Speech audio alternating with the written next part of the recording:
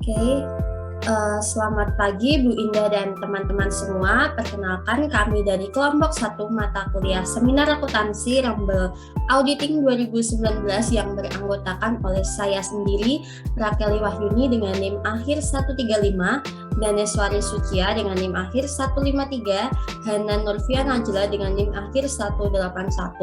Pada kesempatan kali ini kami akan presentasikan hasil diskusi kami mengenai telaah dan review artikel jurnal internasional yang berjudul The Effect of Auditor Rotation, Temperature and Auditor Tenure on Audit Quality with Auditor Specialization as Moderation Variable, Empirical Study of Manufacturing Companies List on the Indonesian Stock Exchange in 2014 until 2018 oleh Igusti Ayu Munika Intan Kirana, Faculty of Economic and Business, Udayana University, Denpasar, Indonesia.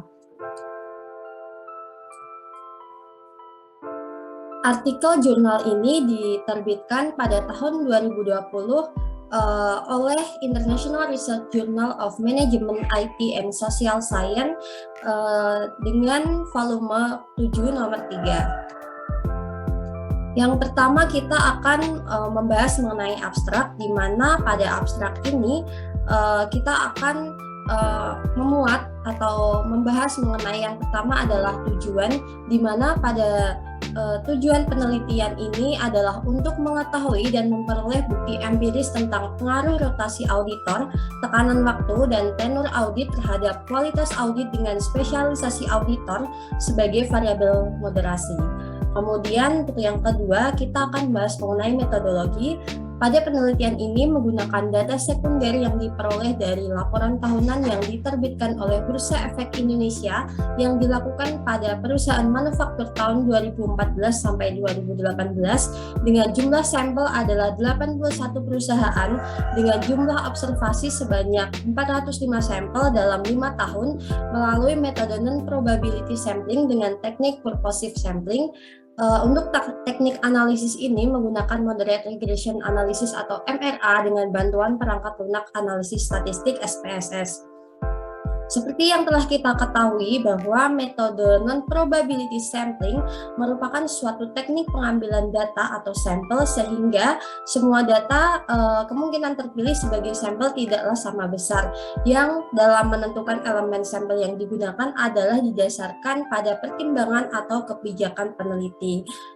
Dan dalam penelitian ini digunakan teknik purposive sampling di mana dalam pengambilan datanya digunakan pertimbangan dan kriteria tertentu. Nah, dalam penelitian ini data yang digunakan didasarkan atas 3 kriteria. Yang pertama adalah perusahaan manufaktur di BEI yang terdaftar pada masing-masing tahun 2014 sampai 2018. Kemudian untuk kriteria yang kedua adalah perusahaan manufaktur yang tidak melakukan merger dan akuisisi.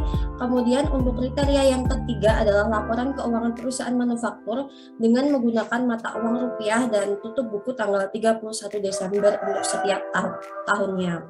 Kemudian kita mengenal ada Moderate Regression Analysis atau MRA, di mana MRA ini bertujuan untuk mengetahui apakah variabel moderating akan memperkuat atau memperlemah hubungan antara variabel independen dan variabel dependennya. Yang seperti kita ketahui bahwa memang tujuan dari moderate ini sesuai dengan judulnya, di mana di sini menggunakan variabel moderat untuk mengetahui kuat lemahnya hubungan antara kedua variabel ini. Selanjutnya dalam abstrak kita juga membahas mengenai temuan, di mana pada artikel ini temuan-temuan dalam penelitian yang pertama, rotasi audit tidak berpengaruh terhadap kualitas audit. Kemudian yang kedua, tekanan waktu mempengaruhi kualitas audit. Kemudian yang ketiga, masa kerja audit mempengaruhi kualitas audit, dan spesialisasi auditor tidak mempengaruhi auditor. Selanjutnya kita membahas mengenai orisinilitas, di mana berdasarkan hasil yang ditemukan pada beberapa penelitian sebelumnya, disimpulkan bahwa terdapat faktor-faktor yang mempengaruhi dan tidak mempengaruhi hasil proses audit terhadap laporan keuangan perusahaan. Maka berdasarkan hal tersebut, peneliti akan mengkaji faktor-faktor yang telah terkumpul menjadi satu yang diperkirakan dapat mempengaruhi hasil kualitas audit. Selanjutnya kita membahas mengenai keyword dari artikel ini, di mana yang pertama terdapat kualitas audit atau audit quality, di mana audit quality merupakan kegiatan yang dilaksanakan auditor, di mana menurut SPAP sendiri, jika audit memenuhi standar mutu dan standar auditing, maka audit dapat dikatakan berkualitas. Kemudian keyword yang kedua adalah masa audit atau masa kerja audit, atau kita mengenalnya sebagai audit tenure, di mana audit tenure merupakan lamanya waktu dalam hubungan auditor dengan klien. Hubungan tersebut dapat dilihat dari lamanya tahun buku laporan keuangan yang diaudit oleh auditor tersebut. Kemudian untuk keyword yang ketiga ada rotasi auditor atau auditor rotation, di mana auditor rotation ini merupakan peraturan perputaran audit yang harus dilakukan oleh perusahaan dengan tujuan untuk menghasilkan kualitas dan menegakkan independensi auditor. Kemudian untuk keyword yang selanjutnya itu ada spesialisasi auditor atau auditor specialization, di mana ini memuat mengenai spesialisasi auditor pada bidang tertentu. Kemudian untuk keyword yang terakhir adalah tekanan waktu atau time pressure, di mana time pressure ini merupakan suatu keadaan auditor mendapat tekanan oleh KAP untuk melakukan efisiensi biaya dan waktu dalam melaksanakan audit dengan anggaran waktu yang telah ditetapkan.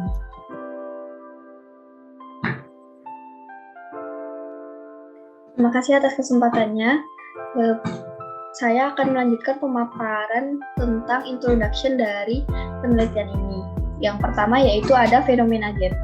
Di Indonesia, banyak masalah kualitas audit dan kaitannya dengan kecurangan dalam penyusunan laporan keuangan. Beberapa fenomena yang terjadi di Indonesia yaitu kegagalan audit kimia farma pada tahun 2001, yaitu laba perusahaan tercatat 132 miliar rupiah, padahal nilai sebenarnya hanya 99,594 miliar rupiah. Kemudian kegagalan audit pada Bank Lipo pada tahun 2002, yaitu terjadi akuntansi ganda. Pihak bank mengeluarkan 3 versi laporan keuangan. Selain itu, kegagalan audit juga terjadi pada PT SNP Finance yang mengalami pelanggaran pada saat proses audit, serta kasus PT Asuransi Jiwasraya yang memanipulasi laporan keuangannya atau window dressing.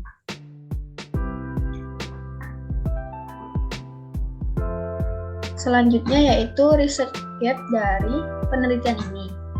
Yang pertama, dalam penelitian Rosinah dan kawan-kawan pada tahun 2011 menemukan bahwa kualitas audit adalah pelaksanaan audit yang dilakukan sesuai standar sehingga dapat mengungkapkan dan melaporkan kecurangan yang dilakukan oleh klien. Kemudian yang kedua ada penelitian Chi dan kawan-kawan pada tahun 2009 menyatakan bahwa lamanya hubungan yang terjadi antara auditor dengan perusahaan sebagai klien diharapkan dapat mempengaruhi independensi auditor dan dalam melakukan proses audit karena objektivitas audit menurun. Sedangkan dalam penelitian Andriani dan Nursiam pada tahun 2018, penelitian Nizar tahun 2017, penelitian Ardani 2017, dan penelitian Maharani 2014 disebutkan bahwa rotasi auditor tidak dapat mempengaruhi independensi auditor. Selanjutnya, yang ketiga, adanya tekanan waktu dalam proses audit karena tenggat waktu yang lebih cepat akan membuat auditor cenderung melakukan evaluasi secara efisien sehingga tidak menutup kemungkinan dapat menurunkan kualitas proses audit yang dilakukan.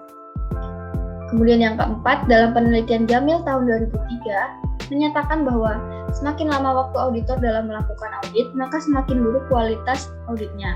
Sedangkan hasil penelitian Ardani pada tahun 2017 menyatakan bahwa masa kerja audit memberikan hubungan positif terhadap kualitas audit. Yang kelima, hasil penelitian Kurniati pada tahun 2018 menyimpulkan bahwa spesialisasi auditor dapat memperkuat hubungan antara reputasi dan rotasi auditor terhadap kualitas audit. Kemudian, pentingnya tema penelitian ini yaitu sebagai berikut. Hasil dari proses audit diharapkan dapat mengurangi kecurangan dalam proses penyusunan laporan keuangan, karena audit yang berkualitas dapat menjaga kepercayaan, iklim investasi yang sehat, dan transparansi ekonomi di setiap negara. Tujuan dari penelitian ini adalah sebagai berikut. Penelitian ini dilakukan untuk mengkaji faktor-faktor yang diperkirakan dapat mempengaruhi hasil kualitas audit, yaitu rotasi auditor, tekanan waktu, dan masa audit, serta mengetahui apakah spesialisasi auditor dapat memoderasi hubungan-hubungan tersebut. Nah, untuk populasi sendiri, penelitian ini mengambil perusahaan manufaktur yang terdaftar di Bursa Efek Indonesia pada tahun 2014 sampai dengan 2018 dengan menggunakan metode purposive sampling dengan kriteria sebagai berikut. Yang pertama, perusahaan manufaktur di Bursa Efek Indonesia yang terdaftar masing-masing pada tahun 2014 sampai dengan 2018. Yang kedua, perusahaan manufaktur yang tidak melakukan merger dan akuisisi. Dan yang ketiga, laporan keuangan perusahaan manufaktur dengan menggunakan mata uang rupiah dan tutup buku tanggal 30 Desember setiap tahunnya. Nah, temuan yang ada pada penelitian ini adalah sebagai berikut. Yang pertama, rotasi auditor tidak berpengaruh terhadap kualitas audit. Yang kedua, tekanan waktu berpengaruh terhadap kualitas audit. Yang ketiga, masa audit berpengaruh terhadap kualitas audit. Yang keempat, spesialisasi auditor tidak berpengaruh terhadap kualitas audit. Yang kelima, spesialisasi auditor tidak mampu memperkuat atau memperlemah pengaruh rotasi auditor terhadap kualitas audit. Yang keenam, spesialisasi auditor tidak mampu memperkuat atau memperlemah pengaruh tekanan waktu terhadap kualitas audit. Dan yang terakhir yaitu spesialisasi auditor mampu memperkuat pengaruh masa kerja terhadap kualitas audit. Kemudian kajian literatur pada penelitian ini yaitu penelitian ini menggunakan teori agensi, yaitu teori agensi menurut Johnson dan Meckling tahun 1976 berkaitan dengan ketidaksesuaian antara kepentingan prinsipal dan agen mereka. Teori ini mensyaratkan hubungan antara personel perusahaan, yaitu prinsipal dan agen. Prinsipal adalah mereka yang memberikan tugas kepada agen, di mana mereka juga bertindak untuk mengambil keputusan.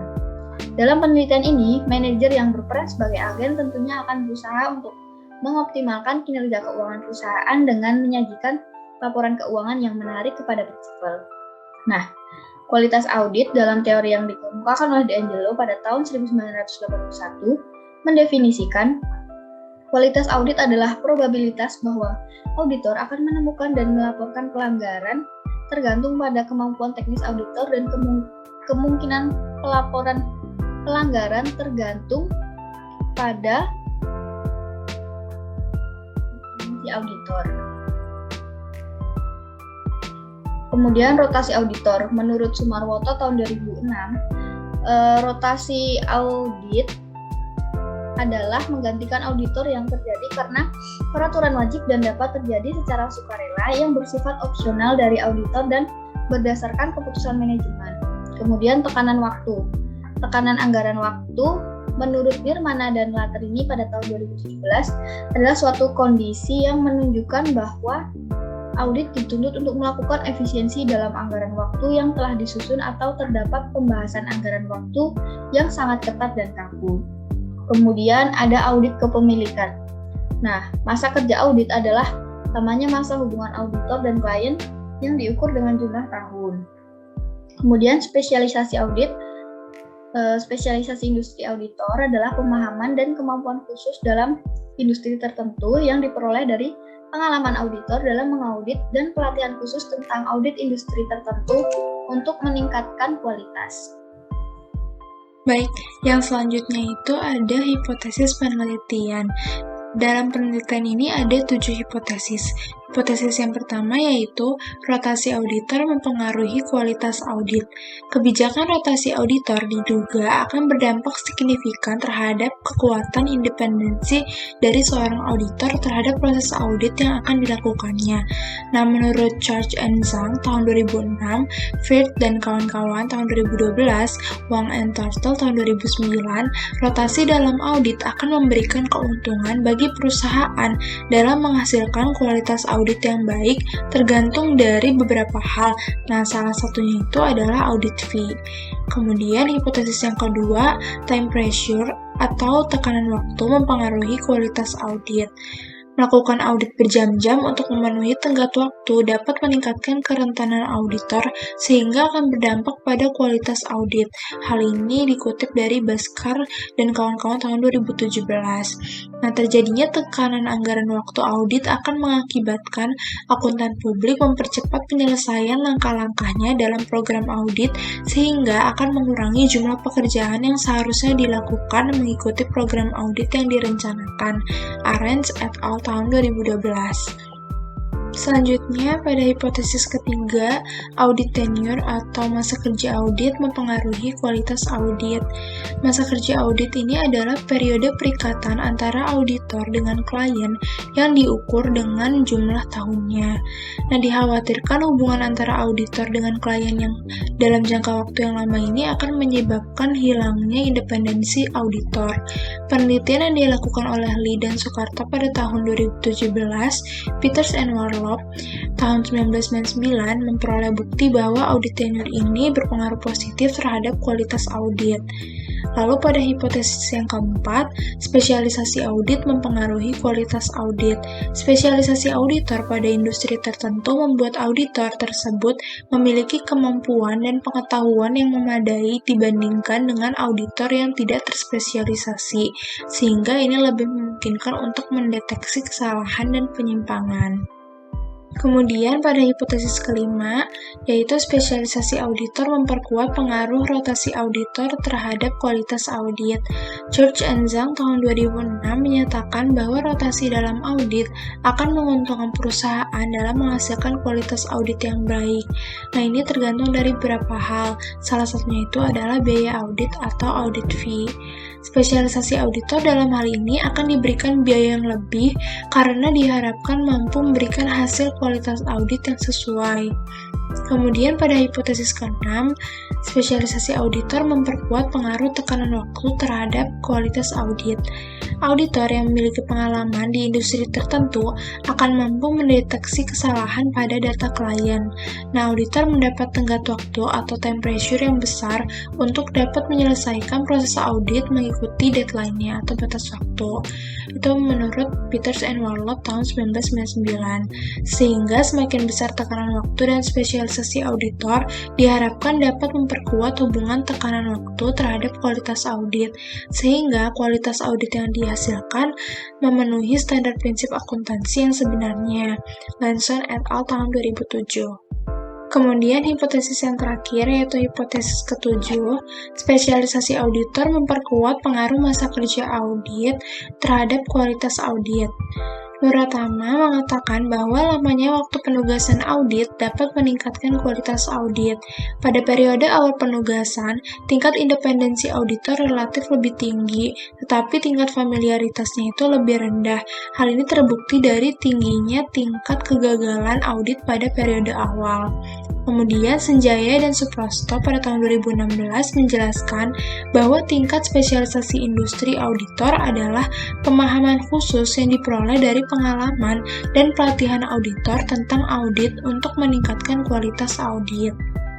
Nah, setelah hipotesis penelitian, kemudian penulis membuat kerangka konseptualnya. Kerangka konseptual ini berdasarkan dari ketujuh hipotesis yang telah disebutkan sebelumnya. Ada beberapa variabel.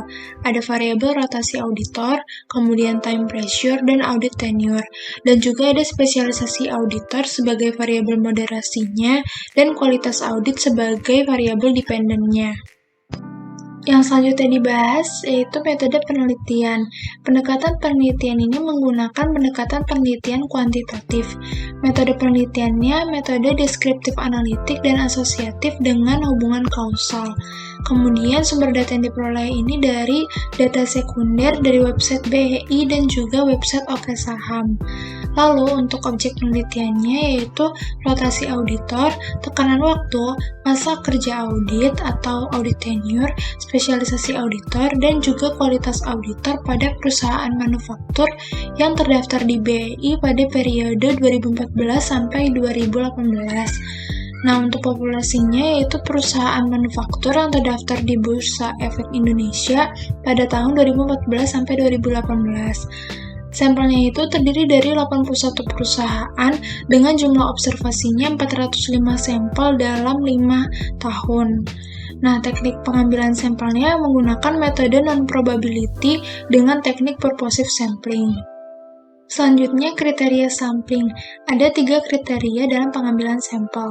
Yang pertama itu perusahaan manufaktur di Bursa Efek Indonesia yang terdaftar masing-masing dari tahun 2014 sampai 2018. Lalu yang kedua, perusahaan manufaktur yang tidak melakukan merger dan akuisisi.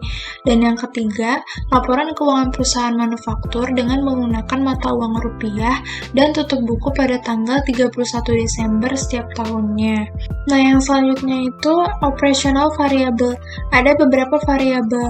Variabel yang pertama ada kualitas audit. Definisinya yaitu pelaksanaan audit yang dilakukan sesuai standar sehingga dapat mengungkapkan kecurangan yang dilakukan oleh klien. Pengukurannya itu menggunakan skala dummy, di mana jika auditor yang digunakan oleh perusahaan itu adalah KAP Big Four atau KAP yang termasuk 4 besar, itu maka mendapatkan skor 1. Nah, jika yang digunakan itu KAP non Big Four, maka mendapatkan skor 0. Nah, variabel yang kedua, rotasi auditor. Rotasi auditor ini merupakan peraturan perputaran auditor yang harus dilakukan oleh perusahaan.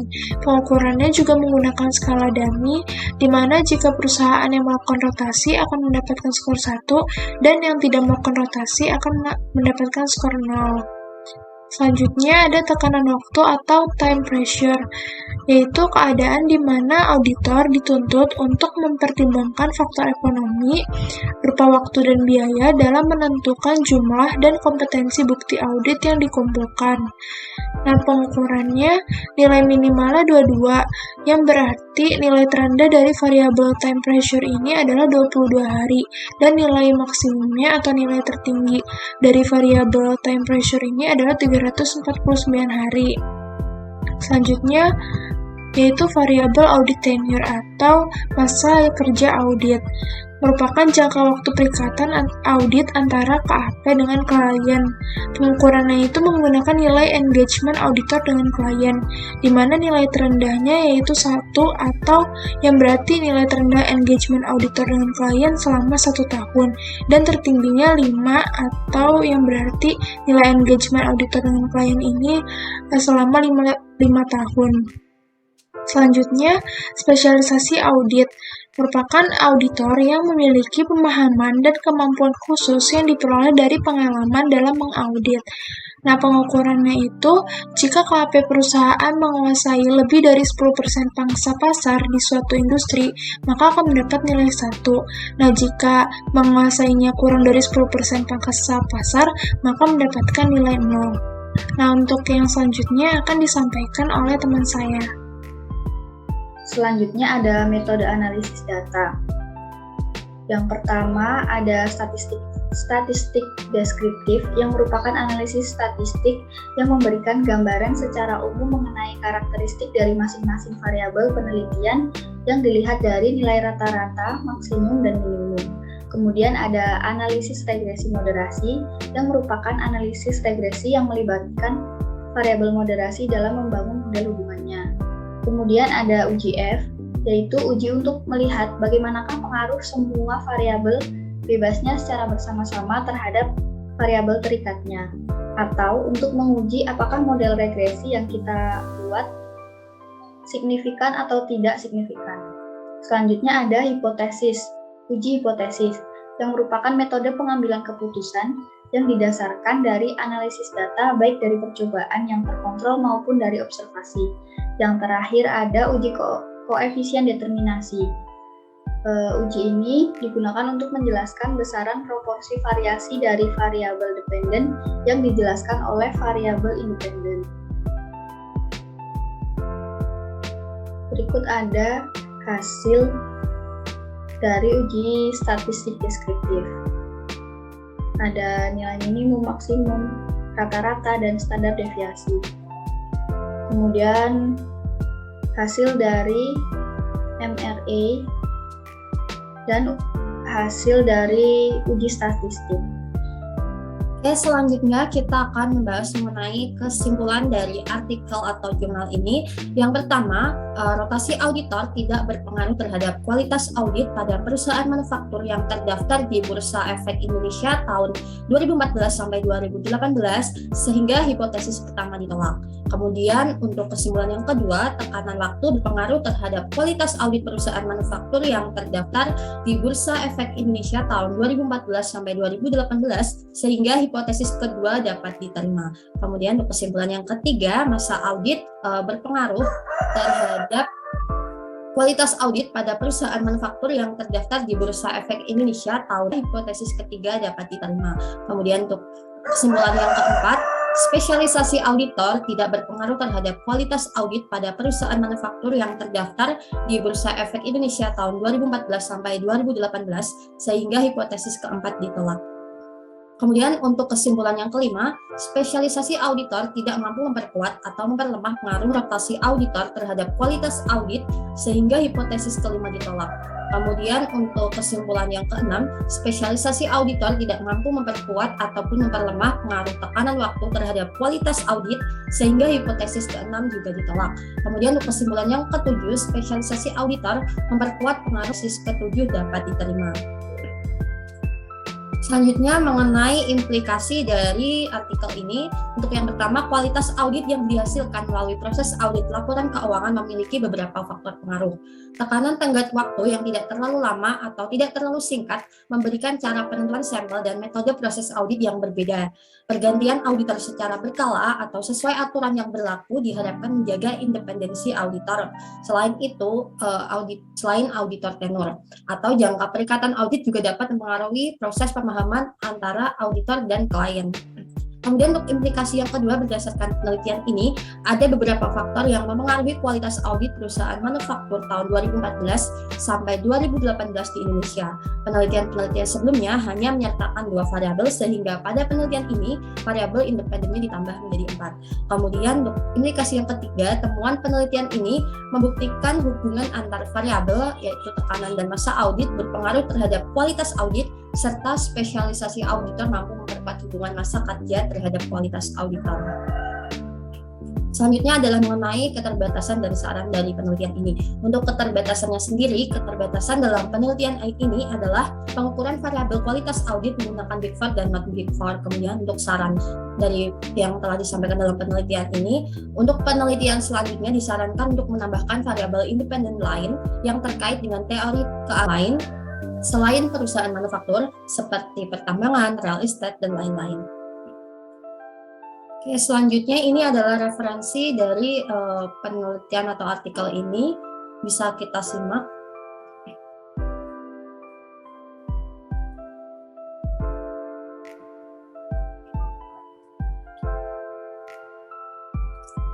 Sekian pemaparan review dan telaah artikel jurnal dari kelompok kami yang dapat kami sampaikan. Kurang lebihnya mohon maaf. Terima kasih.